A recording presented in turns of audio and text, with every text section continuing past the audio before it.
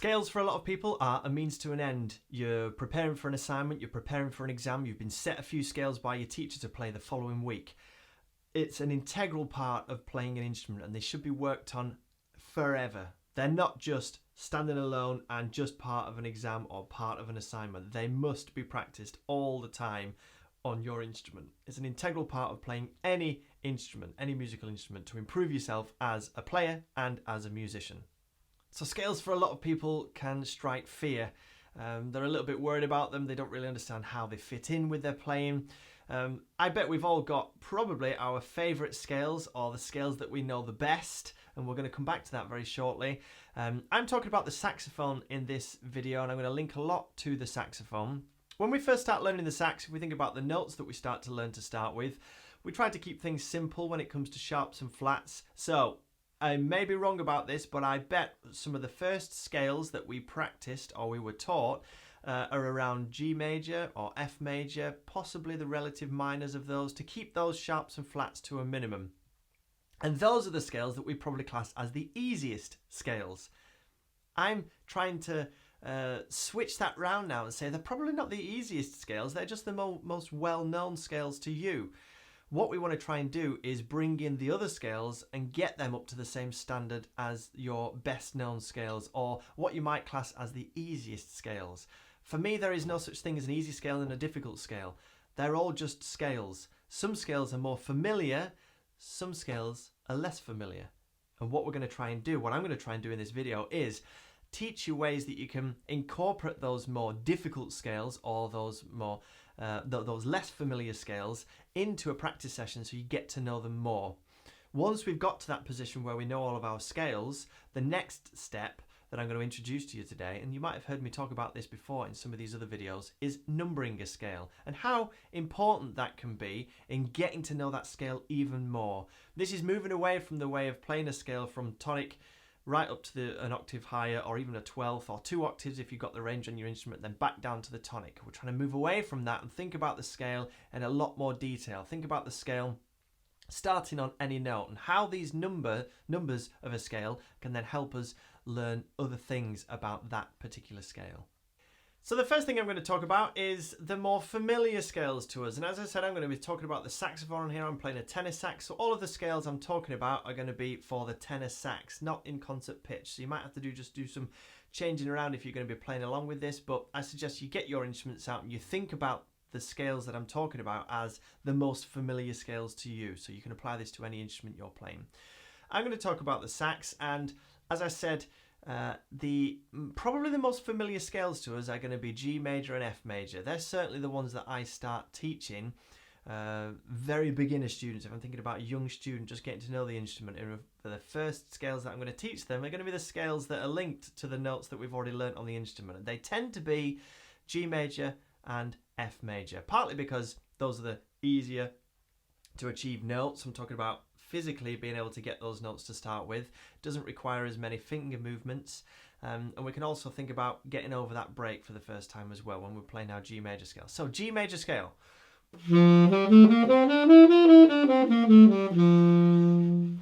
A very familiar scale probably to all saxophonists, especially if they're, well, whatever level they're playing at. Next scale might well be our F major scale.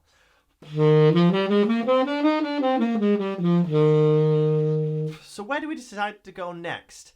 Do we move and add sharps or flats? G major having one sharp and F major having one flat. Do we add a flat and add a sharp? Well, if we move to 2 flats, that would turn us to B flat major. Probably not the easiest scale to reach if we're starting down at the bottom because it's the lowest note of the instrument. So do we start in the middle? Does that start to incorporate some extra tricky finger movements?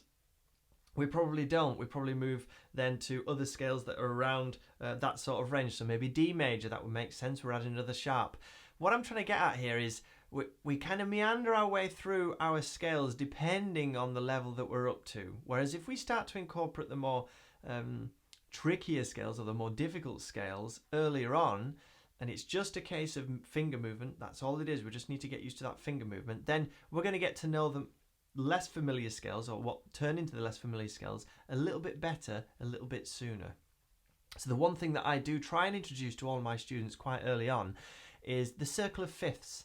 such an important tool when we're talking about playing our instruments, but also music in general. If you're starting to think a little bit more about theory and how that can be implemented to playing your instrument, the circle of fifths is such a key thing to get to know.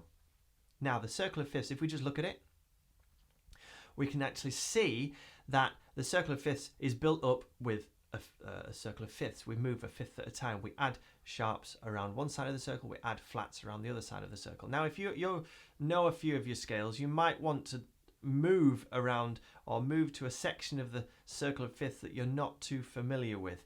It's a really good way of looking at all of your scales, understanding how they're built, adding sharps one way, adding flats the other way, and then forcing yourself into one of these areas of the circle of fifths that you're not really too familiar with.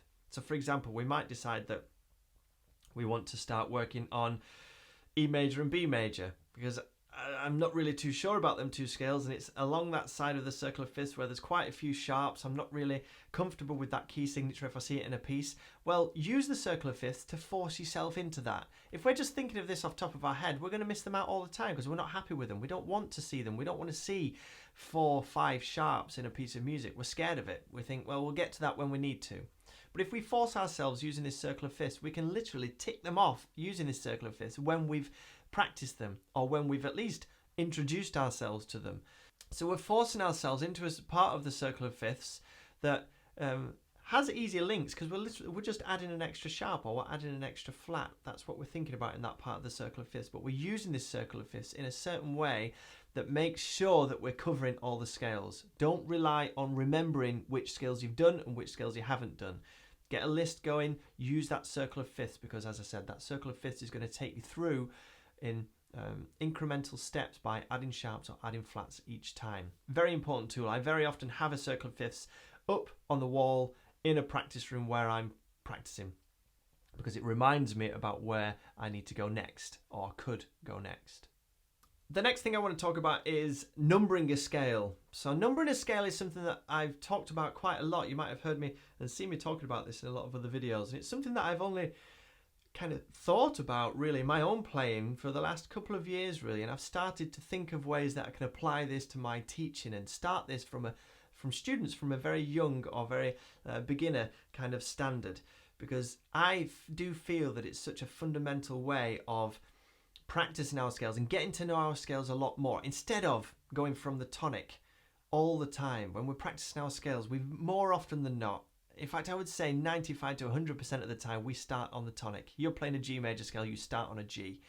Whereas if we understand that we could start on any of those notes, but we're playing within that key of G major, we're not just playing a scale of G major, we're playing within that key, we can suddenly get to know that scale a lot more. So if I was to say to you, can you start on the 3rd degree of a G major scale?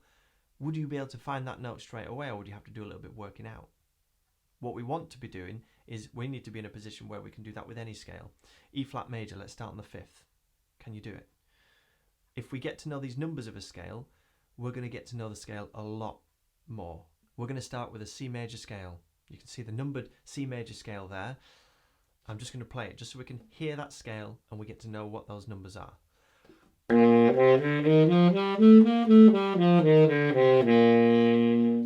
Now, the numbered scale, probably the thing that you're going to be able to relate to the best with this is our arpeggio.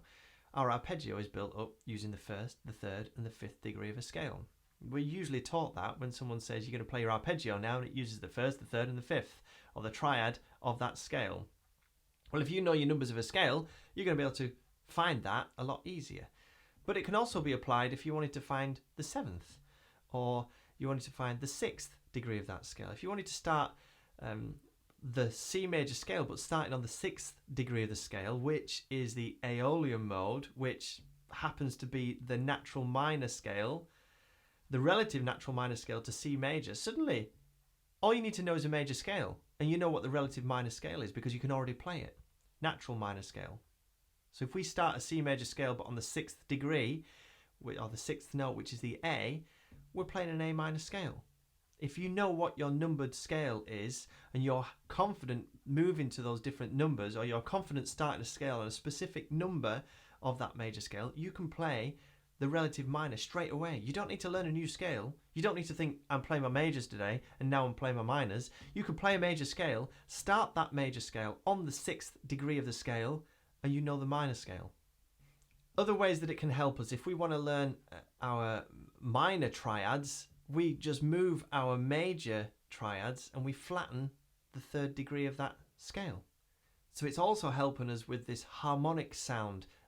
The sound of that scale or that chord that we're playing on our instrument is determined by altering a specific number of that scale. So the dominant scale or the dominant chord would have a major triad, in this instance C, E and G, and a flattened 7th. That's our dominant chord, our C dominant chord. C, E, G. The flattened 7th is the B flat. Another instance where a numbered scale is going to help us is the pentatonic. If you think of a major scale and you want to find the major pentatonic of that scale, you just have to play the 1st, the 2nd, the 3rd, the 5th and the 6th degree of that scale, and you have a major pentatonic scale. In a similar way with our minor scale, we look at our natural minor scale and we play the 1st, the 3rd, the 4th, the 5th and the 7th degree of that scale. We have our minor pentatonic scale.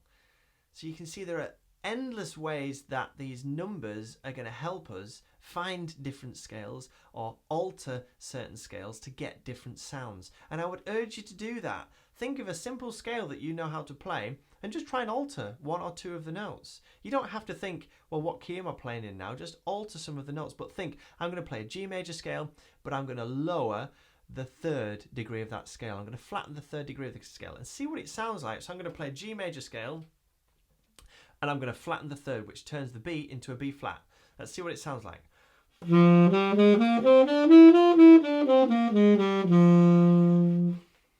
I totally understand that there is a lot of information here. There's a lot to process and there's a lot of jumping around from different ideas.